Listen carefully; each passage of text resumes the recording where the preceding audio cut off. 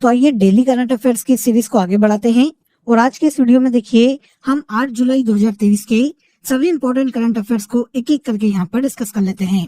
Video में and तक बने रहिएगा। और आज के करंट अफेयर का सबसे पहला क्वेश्चन देखते हैं। हाल ही में किस राज्य ने मानसिक संकट से जूझ रहे लोगों के लिए टेली मानस चैटबॉट लॉन्च किया है? तो देखिए जम्मू कश्मीर राज्य में मानसिक रोगियों की संख्या बढ़ती जा रही है, जिसके कारण हाल ही में मानसिक संकट से जूझ रहे लोगों की मदद के लिए राज्य सरकार ने टेली मानस चैटबॉट लॉन्च किया है। आंसर ए हो जाएगा। जम्मू कश्मीर राज्य ने इसे लॉन्च किया है हाल ही में। उद्देश्य मैं आपको बता ही चुका हूँ कि इसका उद्देश्य क्या है। श्रीनगर में मानसिक स्वास्थ्य और गैर संचारी रोगों पर J&K हेल्थ कॉन्क्लेव के दौरान इस चैटबॉट को हाल ही में लॉन्च किया गया है। देखिए इस चैटबॉट के माध्यम से व्हाट्सएप की सहायता से इससे कोई भी व्यक्ति मनोरोग विशेषज्ञों से परामर्श मांग सकता है। टेलीमानस चैटबॉट में सभी स्वास्थ्य परामर्शदाता, मनोवैज्ञानिक और सलाहकार ऐड हैं, जिनकी कोई भी मानसिक रोगी कभी भी 24 घंटे में मदद ले सकता है। तो मानसिक रोगियों की मदद के लिए टेलीमानस चैटबॉट को जम्मू कश्मीर राज्य ने हाल ही में लॉन्च किया है। अभ्यास सॉल्वेक्स भारत और किस देश के मध्य आयोजित किया जाता है? देखिए युद्धाभ्यास सॉल्वेक्स की अगर हम बात करें तो ये भारत और अमेरिका की सेना के मध्य में आयोजित किया जाता है। अमेरिकी नौसेना और भारतीय नौसेना के बीच बचाव और विस्फोटक आयुध निपटान के उद्देश्य से इस अभ्यास को हर साल आयोजित किया जाता है। 2023 में इसके 7वें संस्करण का आयोजन भारत के केरल के कोच्चि में किया गया है। अब यहाँ पर हमने बात की है अभ्यास सॉल्वेक्स की, जो कि भारत और अमेरिका के मध्य में आयोजित किया जाता है। इसकी शुरुआत 2005 में की गई थी। इसके अलावा देखिए 2 और मिलिट्री एक्सरसाइज को याद रखिएगा, जो कि भारत और अमेरिका की सेना के मध्य में ही आयोजित की जाती है। इसमें से एक्सरसाइज स्कोप इंडिया 2023, इसका आयोजन देखिए हाल ही में 2023 में कलाईकुंडा पश्चिम बंगाल में किया गया है। और वज्र प्रहार मिलिट्री एक्सरसाइज भी भारत और अमेरिका के विशेष बल के मध्य में आयोजित की जाती है। 2022 में पिछले साल इसका आयोजन हिमाचल प्रदेश के बकलोल में किया गया था। तो अभ्यास सॉल्वेक्स के अलावा इन दोनों मिलिट्री एक्सरसाइज को भी याद रखिएगा, भारत और अमेरिका के मध्य में आयोजित की जाती है। नेक्स्ट देखिए क्रिकेट खिलाड़ी तमीम इकबाल का संबंध किस देश से है? क्रिकेट खिलाड़ी तमीम इकबाल देखिए बांग्लादेश के क्रिकेट खिलाड़ी है। सुर्खियों में इसलिए है क्योंकि इन्होंने हाल ही में अंतर्राष्ट्रीय क्रिकेट से संन्यास की घोषणा की है। तमीम देखिए वनडे क्रिकेट में बांग्लादेश के लिए सबसे ज्यादा रन बनाने वाले बल्लेबाज हैं।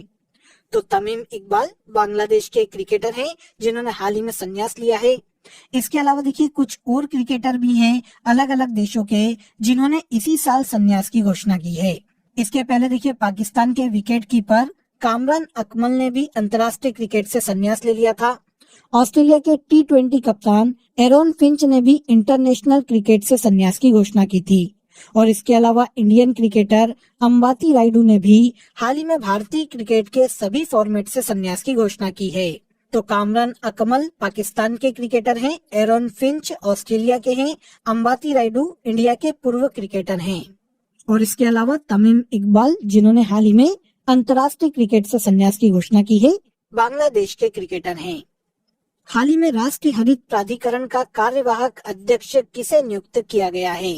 तो राष्ट्रीय हरित प्राधिकरण, जिसे नेशनल ग्रीन अथॉरिटी या ट्रिब्यूनल के नाम से जाना जाता है, इसके हाल ही में नए acting chairman justice A.K. Singh बनाए गए हैं। आंसर डी हो जाएगा। इनके पहले आदर्श कुमार गोयल राष्ट्रीय हरित प्राधिकरण के अध्यक्ष थे, जिनके कार्यकाल समाप्त होने के बाद अब जस्टिस A.K. सिंह को राष्ट्रीय हरित प्राधिकरण का कार्यवाहक अध्यक्ष नियुक्त किया गया है। वैसे देखिए ये एक्टिंग चेयरमैन बने हैं, लेकिन राष्ट्रीय हरित प्राधिकरण के चेयरमैन का कार्यकाल 5 वर्ष का होता है। आदर्श कुमार गोयल हाल ही में रिटायर हुए हैं और इनके रिटायरमेंट के बाद S.K. सिंह को राष्ट्रीय हरित प्राधिकरण का कार्यवाहक अध्यक्ष बनाया गया है। राष्ट्रीय हरित प्राधिकरण की स्थापना 18 अक्टूबर 2010 में की गई थी और इसका मुख्यालय नई दिल्ली में स्थित है। इसके 4 अलग अलग क्षेत्रीय कार्यालय भोपाल, पुणे, कोलकाता और चेन्नई में स्थित है। इस संस्था के कार्य की बात करें कि इसका कार्य क्या है, तो देखिए एनजीटी की स्थापना का मुख्य उद्देश्य पर्यावरण संबंधी मुद्दों का तेजी से निपटारा करना है, जिससे देखिए देश की अदालतों में जो मुकदमे चल रहे हैं उनका बोझ कम किया जा सके। तो in short national green tribunal देश में पर्यावरण संरक्षण के लिए कार्य करने वाली संस्था है। इसके पहले अध्यक्ष 2010 में जस्टिस लोकेश्वर सिंह बनाए गए थे। अब SK सिंह इसके कार्यवाहक अध्यक्ष बनाए गए हैं। आगे आ जाइए। अगस्त 2023 में भारत अफ्रीका अंतर्राष्ट्रीय मोटा अनाज सम्मेलन का आयोजन कहाँ किया जाएगा? तो अगस्त 2023 में भारत और अफ्रीका के मध्य में आयोजित होने वाला अंतर्राष्ट्रीय मोटा अनाज सम्मेलन का आयोजन केन्या के नैरोबी में किया जाने वाला है। यह 2 दिवसीय अंतर्राष्ट्रीय सम्मेलन है जिसका आयोजन 30-31 अगस्त 2023 को केन्या के नैरोबी में किया जाने वाला है। इसके उद्देश्य की बात करें तो देखिए, मोटे अनाज को एक स्मार्ट फूड की तरह प्रेजेंट करना और उसके प्रति लोगों में जागरूकता फैलाना इस अंतर्राष्ट्रीय सम्मेलन को आयोजित किए जाने का मुख्य उद्देश्य है। यह जो वैश्विक कार्यक्रम है मोटे अनाज के क्षेत्र में दक्षिणी देशों के बीच आदान प्रदान और सहयोग के अवसरों को उजागर करने में मदद करेगा। इस साल देखिए 2023 में संयुक्त राष्ट्र महासभा के द्वारा 2023 को अंतर्राष्ट्रीय मोटा अनाज वर्ष भी घोषित किया गया है। अब इस पर अंतर्राष्ट्रीय सम्मेलन का आयोजन केन्या के नैरोबी में किया जाने वाला है। देखिए फ्रेंड्स, हमने आप सभी के लिए एक नई सीरीज करंट अफेयर के साथ स्टार्ट की है। काफी कंट्रीज देखिए रोज न्यूज में रहती है, तो हम रोज एक कंट्री की बात करेंगे, उस कंट्री से रिलेटेड सभी फैक्ट को कवर करेंगे जो कि एग्जाम में पूछे जा सकते हैं। फॉर एग्जाम्पल देखिए, यूक्रेन आप सभी जानते हैं काफी सुर्खियों में है कुछ समय से, क्योंकि यूक्रेन और रूस के मध्य में युद्ध हो रहा है। तो हम यहाँ पर देखिए यूक्रेन से रिलेटेड सभी फैक्ट को कवर करेंगे जो कि अलग अलग एग्जाम में पूछे जा सकते हैं या फिर पूछे भी गए हैं काफी एग्जाम्स में। तो आइए आज की सीरीज में हम शुरू करते हुए यूक्रेन को सबसे पहले कलेक्ट करते हैं। तो आज हम केवल यूक्रेन की बात करेंगे। इसी तरह से रोज आपको एक देश के बारे में जानने को मिलेगा और इस तरह से किसी भी देश से रिलेटेड कैपिटल क्या है, मुद्रा क्या है, उसके पड़ोसी देश कौन कौन से हैं, या फिर वहां पर कोई भी प्रमुख घटना हुई है तो वो घटना कौन सी है, इस तरह की सारी रिलेवेंट इंफॉर्मेशन आपको इस सीरीज में मिलने वाली है। आइए यूक्रेन की बात करते हैं। देखिए, यूक्रेन की कैपिटल कीव है, रशिया का एक पड़ोसी देश है। इसके पड़ोसी देशों की बात करें तो रूस, Belarus, Poland, Slovakia, Hungary, Romania और मालडोवा, ये सभी यूक्रेन के पड़ोसी देश हैं। यहाँ की मुद्रा या करेंसी रिवनिया के नाम से जानी जाती है। यूक्रेन को यूरोप में गेहूं की डलिया कहा जाता है। यहाँ की प्रमुख नदी निप्रो नदी है, जहाँ पर देखिए हाल ही में कखोकुआ बांध क्षतिग्रस्त हो गया था रूस के हमले में। चेरनोबिल परमाणु दुर्घटना 1986 में यहीं पर हुई थी। यहाँ पर प्रमुख खनिज क्षेत्र डोनबास है जो कि एक कोयला क्षेत्र है। यूक्रेन के निकट ही हमें एक जल संधि देखने को मिलती है, कर्च जल संधि, जो कि अजोव सागर और काला सागर के मध्य में स्थित है। यहाँ पर उत्तर में ये अजोव सागर है और दक्षिण में काला सागर है, और यहाँ पर जो हमें जल संधि देखने को मिलती है वो कहलाती है कर्च जल संधि। यहाँ पर देखिए जो भारतीय फंसे थे रूस और यूक्रेन के युद्ध के समय, यूक्रेन से उन भारतीयों को निकालने के लिए इंडियन गवर्नमेंट के द्वारा ऑपरेशन गंगा चलाया गया था। इम्पोर्टेंट फैक्ट है, ये भी याद रखिएगा। तो देखिए इस तरह से इस सीरीज में आपको रोज एक देश के बारे में जानने को मिलेगा। सारी रिलेवेंट इंफॉर्मेशन जो कि एग्जाम में पूछी जा सकती है वो हम इस सीरीज में देश के बारे में आपको बताने वाले हैं। अब आ जाइए अगला क्वेश्चन देखते हैं। मो जंगल जामी योजना किस राज्य सरकार द्वारा शुरू की गई है? मो जंगल जामी योजना की बात करें तो ये ओडिशा गवर्नमेंट की योजना है। इसकी शुरुआत ओडिशा सरकार द्वारा हाल ही में की गई है। अब योजना क्या है? तो योजना का उद्देश्य राज्य भर में आदिवासी समुदाय और वनवासियों के बीच में उनके वन अधिकारों को बढ़ावा देना और अपने वन अधिकारों के प्रति जागरूकता फैलाना इस योजना का मुख्य उद्देश्य है। तो मो जंगल जामी योजना ओडिशा सरकार की योजना है। ओडिशा की कैपिटल भुवनेश्वर है। गणेशी लाल यहाँ के गवर्नर के पद पर है और नवीन पटनायक यहाँ के चीफ मिनिस्टर के पद पर हैं। FIH हॉकी प्रो लीग 2022-23 में पुरुष वर्ग का खिताब किसने जीता है? तो FIH हॉकी प्रो लीग 2022-23 की बात करें तो इसमें देखिए मेंस टाइटल जो है वो नीदरलैंड की टीम ने अपने नाम किया है। पॉइंट टेली में FIH हॉकी प्रो लीग 2022-23 में नीदरलैंड की हॉकी टीम प्रथम स्थान पर रही है। तो इस तरह से पुरुष वर्ग का जो खिताब है वो नीदरलैंड की टीम ने अपने नाम किया है। यहाँ पर देखिए मैं आपको पॉइंट टेली बता देता हूँ। पहले स्थान पर नीदरलैंड की टीम रही है FIH प्रो लीग 2022-23 में। 16 मैच में से 10 मैच इन्होंने जीते और 2 हार गए। इनके टोटल पॉइंट्स हुए हैं 35। इस तरह से ग्रेट ब्रिटेन दूसरे स्थान पर है, बेल्जियम तीसरे स्थान पर है और इंडिया की बात करें तो 30 पॉइंट्स के साथ तो इंडिया FIH प्रो लीग 2022-23 में चौथे स्थान पर रहा है। चारों देश यहाँ पर मैंने आपको बता दिए।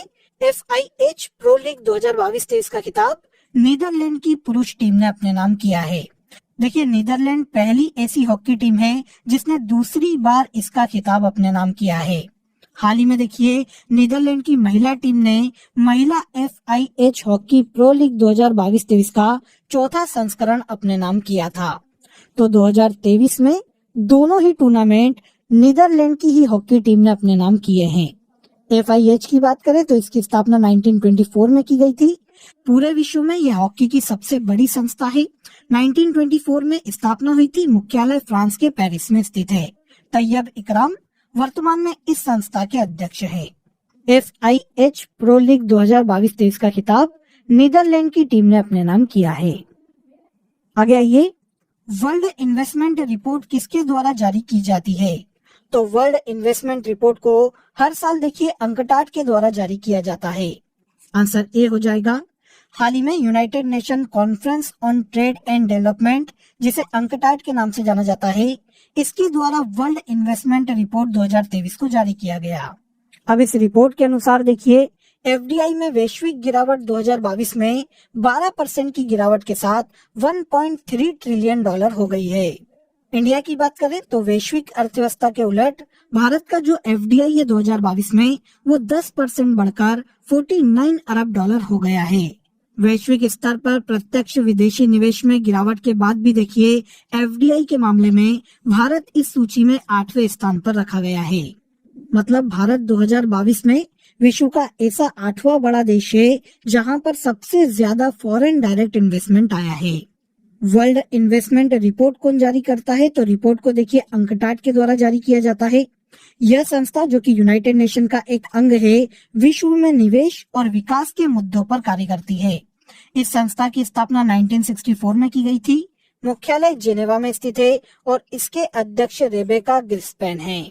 फॉरेन डायरेक्ट इन्वेस्टमेंट के मामले में पहले स्थान पर अमेरिका और दूसरे स्थान पर चीन को रखा गया है। इस सूची में भारत 8वें स्थान पर आता है। एसोचैम बिजनेस एक्सीलेंट अवार्ड 2023 में employer brand of the year award खिताब किसने जीता है? तो एसोचैम बिजनेस एक्सीलेंस अवार्ड 2023 में employer brand of the year का जो अवार्ड है वो राष्ट्रीय खनिज विकास निगम, जिसे NMDC के नाम से जाना जाता है, इसे प्रदान किया गया है। हाल ही में NMDC को कोलकाता में एसोचैम बिजनेस एक्सीलेंस अवार्ड 2023 में 2 प्रतिष्ठित पुरस्कारों से सम्मानित किया गया है। इनमें से एक मैंने आपको बता दिया, employer brand of the year का अवार्ड, और इसके अलावा खनिज विकास पुरस्कार। ये दोनों ही NMDC को ही प्रदान किए गए हैं। खनन क्षेत्र में NMDC के योगदान के कारण इन पुरस्कारों से इसे सम्मानित किया गया है। अब NMDC की बात करें तो ये भारत सरकार की एक नवरत्न सार्वजनिक क्षेत्र की कंपनी है, जो कि इस्पात मंत्रालय के अंतर्गत कार्य करती है। इसके वर्तमान में MD और चेयरमैन के पद पर सुमित देव हैं और इस संस्था का मुख्यालय हैदराबाद में स्थित है। अब एसोचैम की बात करें, जिसने ये अवार्ड प्रदान किए गए हैं, तो ये भारत में देखिए बिजनेस संघों की एक प्रतिनिधि संस्था है, जिसके अध्यक्ष वर्तमान में अजय सिंह है। इसके बाद आज के करंट अफेयर का सबसे लास्ट क्वेश्चन देखिए, 67वां travel agent association of India सम्मेलन कहाँ आयोजित किया गया? तो 67th travel agent association of India सम्मेलन का आयोजन श्रीलंका के कोलंबो में किया गया है। आंसर ए हो जाएगा। श्रीलंका के कोलंबो में इस सम्मेलन का उद्घाटन वहां के प्रेसिडेंट रानिल विक्रमसिंघे के द्वारा किया गया। इसके पहले जो 2022 में पिछला सम्मेलन था वो सिंगापुर में आयोजित किया गया था। इस सम्मेलन को आयोजित किए जाने का मुख्य उद्देश्य सदस्य देशों के मध्य में पर्यटन को बढ़ावा देना है। टाई, जिसे travel agent association of India के नाम से जाना जाता है, भारत में यात्रा संबंधित सबसे पुरानी एसोसिएशन में से एक है। इस संस्था की स्थापना 1955 में की गई थी। अब इस संस्था का 67वां सम्मेलन हाल ही में श्रीलंका के कोलंबो में आयोजित किया गया है। ओके, तो यहाँ पर देखिए हमने 8 जुलाई 2023 के सभी इंपॉर्टेंट करंट अफेयर्स को यहाँ पर डिटेल में डिस्कस कर लिया। अब आ जाइए आज की फैक्ट शीट में हम जीव विज्ञान की कुछ शाखाओं को यहाँ पर डिस्कस कर लेते हैं। बायोलॉजी की ये सभी ब्रांचेस देखिए एग्जाम में पूछी जाती है, ध्यान से सुनिएगा। एपीकल्चर मधुमक्खी पालन का अध्ययन है। रेशम कीट पालन अध्ययन को सेरीकल्चर के नाम से जाना जाता है। मत्स्य पालन का अध्ययन पीसीकल्चर, कवकों का अध्ययन माइकोलॉजी, शैवालों का अध्ययन फाइकोलॉजी और पुष्पों का अध्ययन एंथोलॉजी के नाम से जाना जाता है। इसके बाद फलों का अध्ययन पोमोलॉजी, पक्षियों का अध्ययन ऑर्निथोलॉजी, मछलियों का अध्ययन इक्योलॉजी, कीटों का अध्ययन एंटोमोलॉजी, वृक्षों एवं झाड़ियों का अध्ययन डेंड्रोलॉजी के नाम से जाना जाता है। ऑफियोलॉजी सर्पों का अध्ययन कहलाता है और सोरोलॉजी छिपकलियों के अध्ययन को कहा जाता है। तो इस तरह से ये बायोलॉजी की ब्रांचेस याद रखिएगा, एग्जाम में पूछी जाती है। अब आ जाइए लास्ट डे के करंट अफेयर्स में जो करंट अफेयर्स हमने डिस्कस किए थे उनको एक बार हम यहाँ पर रिवाइज कर लेते हैं ताकि हमें याद हो जाए। पहला देखिए, जीमैक्स 2023 समुद्री अभ्यास भारत और जापान के मध्य में आयोजित किया जा रहा है। ऑल इंडिया फुटबॉल फेडरेशन द्वारा women player of the year का अवार्ड मनीषा कल्याण को दिया गया है। विश्व युवा तीरंदाजी चैंपियनशिप में भारतीय जोड़ी प्रयांश और अवनीत कौर ने गोल्ड मेडल अपने नाम किया है। हाल ही में जेंस स्टोल्टेनबर्ग को नाटो का पुनः महासचिव नियुक्त किया गया है। एक मारा परियोजना ओडिशा राज्य की परियोजना है। आईसीसी टेस्ट रैंकिंग के अनुसार बेस्ट बॉलर का खिताब आर अश्विन को दिया गया है। इसके बाद हाल ही में किस राज्य सरकार द्वारा प्रधानमंत्री जन आरोग्य योजना की बीमा राशि 5 लाख से बढ़ाकर 10 लाख रुपए करने का फैसला किया गया है? तो ये राज्य है गुजरात। हाल ही में बास्केटबॉल फेडरेशन ऑफ इंडिया के नए अध्यक्ष आधव अर्जुन को बनाया गया है। हाल ही में हाथी परिवार पर्यावरण पुरस्कार कार्तिकी गोंसाल्विस को दिया गया है। लास्ट देखिए, चंद्रयान 3 को लॉन्च व्हीकल मार्क 3 के द्वारा लॉन्च किया जाएगा। तो ये सभी करंट अफेयर हमने लास्ट डे के सेशन में डिस्कस किए थे। अब आपके लिए आज का क्वेश्चन ऑफ द डे है, राष्ट्रीय हरित प्राधिकरण किस वर्ष स्थापित किया गया था? तो आज के इस वीडियो में बस इतना ही। अगर वीडियो अच्छा लगा हो तो वीडियो को लाइक और शेयर कर दीजिए, चैनल को सब्सक्राइब कर लीजिए। कल फिर मुलाकात करेंगे नेक्स्ट डे के करंट अफेयर में। तब तक अपना ख्याल रखिए। जय हिंद, जय भारत।